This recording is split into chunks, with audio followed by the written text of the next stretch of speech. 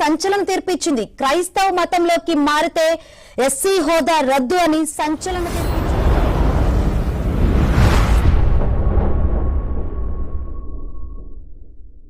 ప్రశ్నలాడు దైనిక మహాకవులు మీ అందరికీ కూడా వీడియోకి స్వాగతం పలుకుతున్నాను.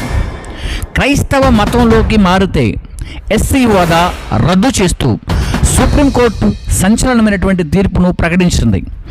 ఈ వార్త సోషల్ మీడియాలో వైరల్ అవుతూ అనేక మంది ఈ విషయం పైన మాట్లాడుతున్నటువంటి వారు ఉన్నారు. కాబట్టి నేను ఈ వీడియో చేయడానికి గల కారణాలు ఏంటంటే, వారు కొన్ని విషయాలని పొందుపరుస్తూ ఈ తీర్పును తెరచడం జరిగింది.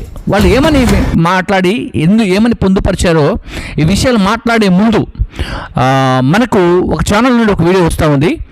ఆ వీడియోలో అసలు దీని గురించి కొన్ని విషయాలు మాట్లాడుతూ ఉన్నారు. ఏం మాట్లాడుతున్నారో విందాం. క్రైస్తవ మతంలోకి మారితే ఎస్సీ హోదా రద్దు అని సంచలన తీర్పిచ్చింది సుప్రీంకోర్టు. మరిన్ని వివరాలు అందించేందుకు మా ఢిల్లీ బ్యూరో చీఫ్ కృష్ణ సిద్ధంగా ఉన్నారు. కృష్ణ, ఏంటి సంచలన తీర్పు సంబంధించి అప్డేట్స్? మీరు చెప్పినట్లుగా క్రైస్తవ మతంలోకి మారితే ఎస్సీ హోదా అనేది ఉండదు అన్నది సుప్రీంకోర్టు యొక్క సంచలనమైనటువంటి తీర్పు. అయితే గతంలోనే మన ఆంధ్రప్రదేశ్ హైకోర్టు ఈ తీర్పు ఇచ్చింది. ఆంధ్రప్రదేశ్ హైకోర్టు ఇచ్చినటువంటి తీర్పును ఈ రోజు సుప్రీంకోర్టు సమర్థించింది. గతంలో ఆంధ్రప్రదేశ్ హైకోర్టు ఏదైతే గుంటూరు జిల్లా పిట్టలవానిపాలెంలో పాస్టర్ గా పనిచేస్తున్నటువంటి వ్యక్తి పైన ఒక దాడి జరిగింది. ఆ దాడి పైన అట్రాసిటీ కేసు నమోదు చేశారు. అయితే బాధితుడు దశాబ్ద కాలంగా పాస్టర్ గా ఉన్నారు కాబట్టి ఘటన జరిగిన సమయంలోనూ ప్రార్థనలు చేస్తున్నారని కోర్టు గుర్తించింది. కాబట్టి క్రైస్తవ మతంలో కుల వ్యవస్థకు అనేది తావులేదు. కాబట్టి రైట్, విన్నారు కదా. గడిచినటువంటి దినాల్లో ఏపీలో ఒక పాస్టర్గా ఉండి ఒక వ్యక్తి అట్రాసిటీ కేసు పెట్టినప్పుడు ఆ కేసును పరిశీలన చేసినటువంటి ధర్మాసనం చివరికి అతను ఒక పాస్టర్ని, అతనుకు ఎస్సీ కేటగిరీ చెల్లదని, అతడు పెట్టినటువంటి కేసును కూడా కొట్టివేసిందని ఆ విషయాన్ని కూడా ముందు పొందుపరుస్తూ ఇలాంటివి జరగకుండా ఉండాలి అని కూడా మాట్లాడుతూ ఈ యొక్క తీర్పును బయటకు తీసుకొచ్చినట్లుగా మనము చూస్తూ ఉన్నాం.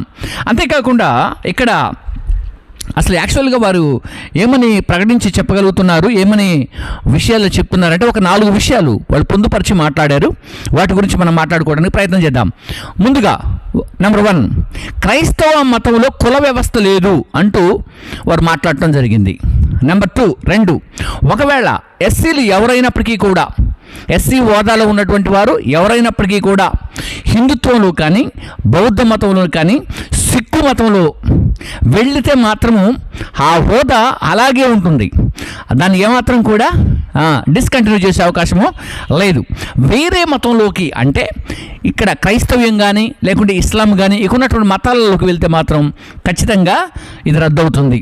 ఆ తర్వాత ఇంకొక విషయం ఏం చెబుతున్నారంటే, మతం మారిన వెంటనే ఎస్సీ హోదా కంప్లీట్గా తీసివేయడం జరుగుతుందని చెప్పారు. అంతేకాకుండా 4వ అంశం ఏంటంటే, ఏపీ హైకోర్టు తీర్పును సమర్థించినటువంటి సుప్రీంకోర్టు. ఇంతకుముందు నేను చెప్పాను కదా, ఒక పాస్టర్ అయి ఉండి ఒక కేసు పెట్టి దాని మీద ఎలా జరిగిందని. సో ఇలాంటి విషయాలన్నీ కూడా వాళ్ళు అవగాహనలో తీసుకొని ఈ యొక్క ఏది ఎస్సీ హోదాను రద్దు చేస్తూ సుప్రీంకోర్టు ధర్మాసనం తీర్పు ఇచ్చింది. అయితే ఇప్పుడు మనం కొన్ని విషయాలు మాట్లాడుకున్నాం. క్రైస్తవ్యంలో ఉన్నటువంటి వారందరూ కూడా, క్రైస్తవ్యాన్ని వెంబడిస్తున్న వారందరూ కూడా మెజారిటీ పీపుల్గా చూస్తే ఎస్సీలో ఎక్కువగా ఉంటారు యాక్చువల్గా. అయితే ఇప్పుడు అలాంటి వారందరికీ కూడా ఇది ఒక అగ్ని పరీక్ష.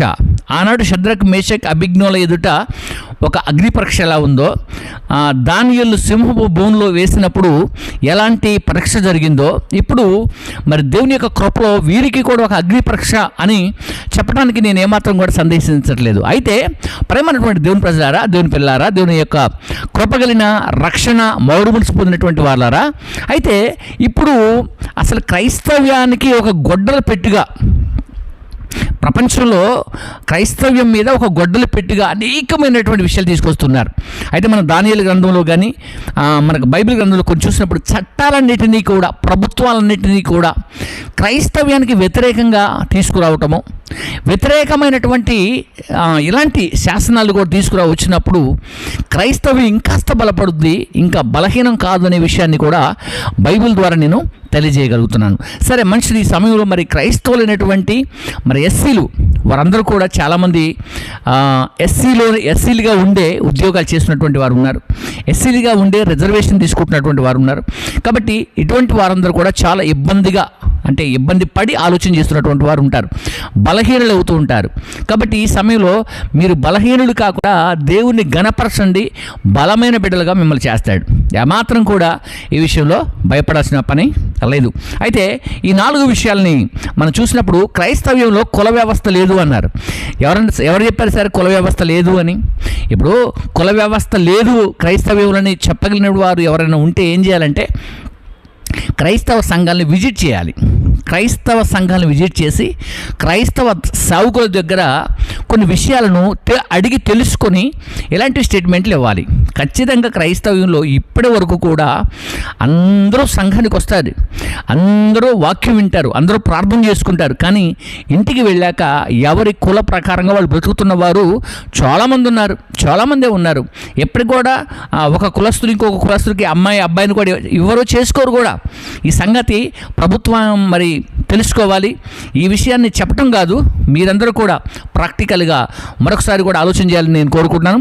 ఈ సమయంలో మరి ఈ తీర్పును చూసి ఎవరైనా భయపడితే, ఈ ఆలోచన చూసి ఎవరైనా ఇబ్బంది పడితే, సో వారందరూ కూడా దయచేసి ఎవరు కూడా ఇబ్బంది పడవలసిన అవసరం లేదు. బ్రతుకుటే క్రీస్తే చావైతే లాభమని బైబిల్ మనకు తెలియజేస్తూ ఉంది. అటువంటి యొక్క ఆలోచనలో మీరందరూ కూడా వెళ్ళాలని ఈ వీడియో చేస్తున్నాను. ఈ వీడియోని ఇప్పటివరకు వీక్షించిన మీ అందరికీ కూడా శుభాలు. May God bless you. ఎవరికి కూడా భయపడాల్సిన పని లేదు. అలాగే ఈ తీర్పును సుప్రీంకోర్టు ఈ తీర్పును తీసుకొచ్చింది కనుక ఆ న్యాయ వ్యవస్థ అంతటికీ కూడా నేను శుభాలు తెలియజేస్తున్నాను. అయితే తద్వారా అంటే ఎంత క్రష్ అయితే అంత ఆశీర్వాదమే. బట్ అటువంటి ఆశీర్వాదం అంతటినీ కూడా దేవుడు మనందరికీ ఇవ్వాలని కోరుకుంటూ నా మాటలు ముగిస్తున్నాను. May God bless you. అందరికీ శుభాలు.